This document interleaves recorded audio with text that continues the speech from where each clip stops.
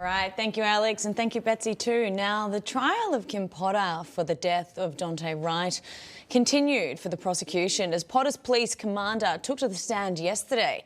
But the question of her big mistake still looms over the courtroom, and Potter's upcoming testimony could help us understand. Now joining us once again to discuss, suburban Chicago police officer Sergeant Betsy Brantnam-Smith and military defence attorney Davis Younts. Thank you so much for joining us, both of you. Now, Sergeant Smith, I want to start with you because Potter's police commander testified that he had never seen this type of mistake before and that Potter had gone through the proper training in firearm taser safety, yet this mistake still happened. Now, take us through how this mistake could possibly have happened if she had had that sufficient training. How could this possibly have happened? I mean, it doesn't seem like it has ever happened before. Actually, it's happened many times before. I could talk right now about at least 12 cases in recent history where this has happened. Just because her commander hasn't heard about it doesn't mean that it hasn't happened. And this is what we commonly call a slip and capture error, where there's kind of a brain glitch in a very stressful situation where she accessed the wrong tool. You know, police officers make about 50,000 traffic stops a day in this country. This was in a high crime area. This was a wanted felon who did not cooperate. Daunte Wright was fighting her recruit officer who improperly tried to handcuff him. He was trying to drive away. He's a known felon. He's already put somebody in a vegetative state. This was not a good guy. And so she made a terrible mistake, but there is no racial animus. She was properly trained. I took all the same training that she did in carrying a taser. So this isn't a training issue. And Officer Kim Potter is not some incompetent idiot who shouldn't have been a police officer. As we learned in yesterday's testimony, she was a well-respected officer, a senior officer. She was a field training officer. She was an officer who people considered able to de-escalate situations and do her job extremely well. This was a terrible mistake that she made. And had Daunte Wright cooperated with lawful orders, we wouldn't be having this conversation. Now, Sergeant, no one's calling her incompetent here, but do you think maybe that maybe the training needs to be reassessed here? Well, the training commander did talk about all of the taser training. It would be fantastic if police officers could train on a weekly basis with all the tools that we have, especially our firearm, our taser, our baton.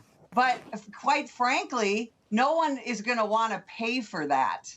So in an era of defunding the police, police officers would love to have more and frequent training, but you can't take money away from the police department like they've done in Minnesota, in many police departments, including Brooklyn Center, and then say, but we need more and better training. The American public is going to have to decide. Do you want extremely well-trained officers, or do you want to defund the police? And I think we're finding out in the last 18 months that this talk of defunding the police and vilifying the police is not working out.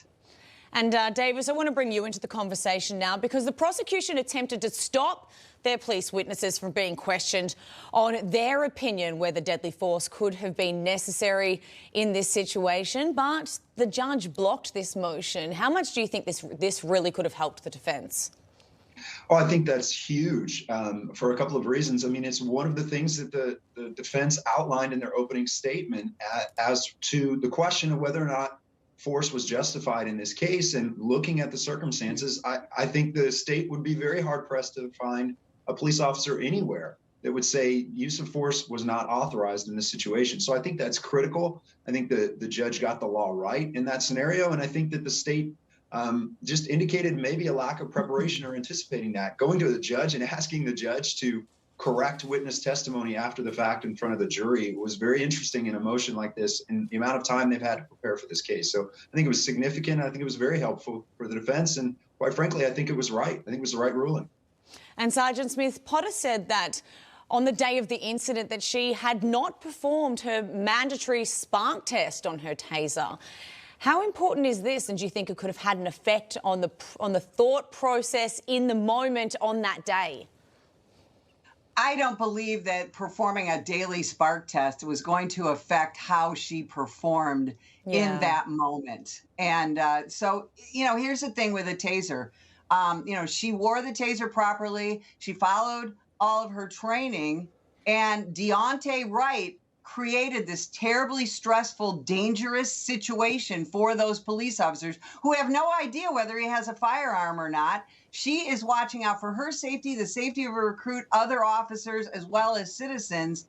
It's his actions that created this deadly situation. Just because an officer makes a mistake doesn't mean she needs to go to prison. Okay, and we have less than 1 minute left. Davis, I just want to get one last question out of you.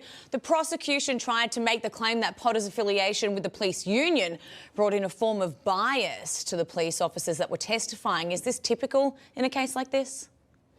I think it would be a distraction. I think the judge's ruling was that's really not the primary issue here, and it would be a distraction. What you see is a series of police officers who have worked with Officer Potter for a long time and believe that she's a good officer and a good friend. So that type of bias is appropriate. She hasn't been the president of the police union for a couple of years. She's not in the union anymore. So I do think that was a potential distraction, and I do agree and understand the judge's ruling on that.